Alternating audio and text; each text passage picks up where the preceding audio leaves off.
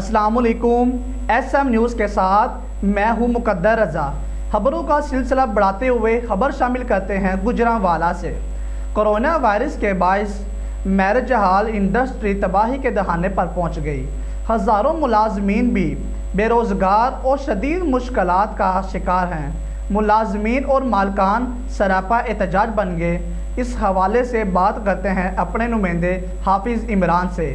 جی عمران، کیا اپڈیٹ ہے آپ کے پاس؟ جی، گوجرانوالہ کرونا وائرس کے باعث میرج ہال انڈسٹری تباہی کے دہانے پر، ہزاروں ملازمین کی بے روزگار شدید مالی مشکلات کا شکار۔ ملازمین کے ساتھ ساتھ مالکان بھی سرابہ احتجاج۔ گوجرانوالہ میں گزشتہ 3 ماہ سے میرج ہال بند ہے۔ ملازمین کے ساتھ مالکان بھی فاقہ کشی پر مجبور ہیں۔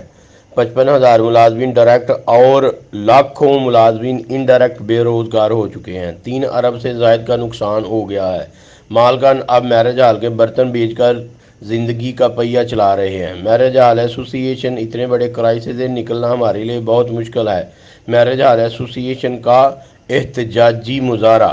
حکومت سے مطالبہ کیا ہے کہ SOP کے تحت میرج ہال کو کھولا جائے تاکہ ہمارے بھی معصوم بچے زندگی کی دوڑ میں شامل ہو سکیں۔ جی بہت شکریہ عمران ہمیں اپڈیٹ کرنے کے لیے۔